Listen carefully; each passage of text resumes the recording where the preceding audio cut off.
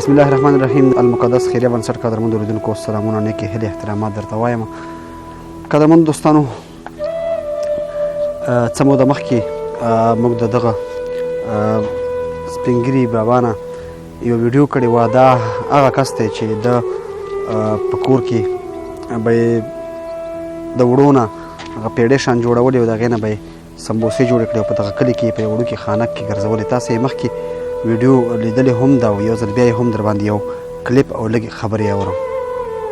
سمبوسې خرڅومه، سمبوسو کې کله 80 روپۍ، کله 100 روپۍ، کله 50 روپۍ. دا د ما ګټه ده. او بعد د بیګا مې وي، د سهار مې نه وي، د سهار مې وي، د بیګا مې نه وي. بس په دا خپله غربه ده، بس په دا خپله مجبورۍ کې خو بیا هم د الله نه شکرګزاره یم. 3 مې بچیان دي، 4 مې لورګانې دي، یوه کور والا ده، یو زه یم. 3 نارینه ماشومان دي او 4 لورګانې دي. او 3 تاسو یاستئ 9 نفره. بس دا 9 نفره یم. بس په دغه 9 نفره کاکا دغه سمبوسې چې تاسو 100 یا 20 روپۍ د ورځې جوړوي، په دې باندې ګزاره کېږي؟ بس اله یلې ته پراته یو. نو موږ د ملګرو مرستو ته ډېر غوږ ونیوه او په انتظار وو. موږ وایي د دې سره به ملګري مرسته وکړي او خفه وو په دې بابا باندې، ځکه حقداره کورنۍ وه. یوازې د کور سرپرست همدغه سپین ږیری سړی چې په لاس کې همسا وي، په بل لاس کې خانک وي او سمبوسې خرڅوي، او ورسره یې 7 ماشومان همداسې دی او ښځه نو ناحقه څه فامیل او خرڅوي سمبوسې چې په هغې باندې د څومره مصرف کېږي هغومره بېرته هغه مصرف هم ورله نه شي راګرځولی. نو د چا له خوا ورسره کومه داسې مرسته ونه شوه. بالاخر یو ملګري ته وینا وکړه او هغې ملګري 15,000 افغانۍ د زکات مرسته راکړله. هغه 15,000 افغانۍ مو راکالدارې کړې. زکات په دغه ساحه کې چې دي بېرته یې وړي صراف ته، نو کالدارې کوي. بیا دلته په دې ساحو کې دغې ارزانه هم ورنه اخلي. موږ د دې په خاطر ورته افغانۍ راکالدارې کړې او 14,200 کالدارې ورنه جوړې شوې چې په دې باندې به ودستي دومره لږه ګزاره روانه شي. نو درنو دوستانو، دغه 14,200 کالدارې د بابا ته لاس په لاس ورکوم او نور ورونه هم د دغه بابا دپاره مرسته غواړو. بچیان یې دي، د را روانې روژې دپاره به دی څه خوري او څکي.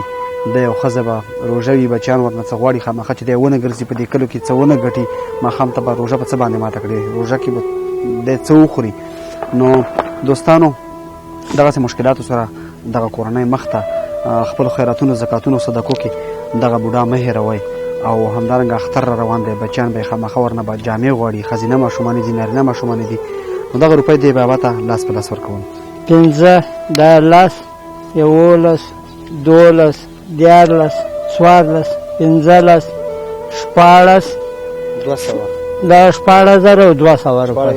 دا یو ورور د زکات مرسته 15,000 افغانۍ راکړې وې. ستا هغه ویډیو کتلې وه او هغه مو راکالدارې کړې. 3,240 کې وه افغانۍ. نو دغه 14,200 کالدارې ورنه وشوې. هغې ورور ته ډېره دعاګانې وکړې. بس الله دې نه خوروي، الله دې د آخرت ماڼۍ ورته وګرځوي چې موږ سره غریبانو سره دا مرسته وکړله. او په خدای یقین وکړ چې بېګا مې بچیان په نهاره ویده شوي دي. هېڅ څیز مې په کور کې په خدای کې درک لګېدل. زه له دغه مسلمانانو وروڼو نه دا غواړم، دا مې مې ته وګوره چې دا غواړم. په خپو معذوره یم، واړه بچیان راپسې دي. او دا 150 15 سمبوسه دا به زه کوم ځای په راکړمه؟ دا سهار چې په دغه ټټکي کې ما دغه 150 یا 15 سمبوسې یا 100 یا 15 سمبوسې دا ګرځومه، دا به د ما کوم ځای راونیسي؟ او په رب یقین وکړئ چې بېګا مې بچیان، وړه مې نه و، بېګا مې بچیان په نهاره ویده شوي دي، په نهاره. قدرمن دوستانو، موږ د بابا پسې کور ته تللي وو. موږ وایي چې په کور به وي، خو چې هلته مو معلومات وکړو ډاکټر ته تللی دی. دغه یو ماشوم ورسره و، یو دی و. نو کاکا ډاکټر ته راغلی وې؟ زه ډاکټر ته راغلی وم. څه دپاره مریض وې؟ ته مریض وې که ماشوم مریض و؟ نه، یو وړکی ماشوم مې مریض و، هغه هم و، خو د ما د خپو تکلیف و، هغه مې و، تش مې خوږېدل.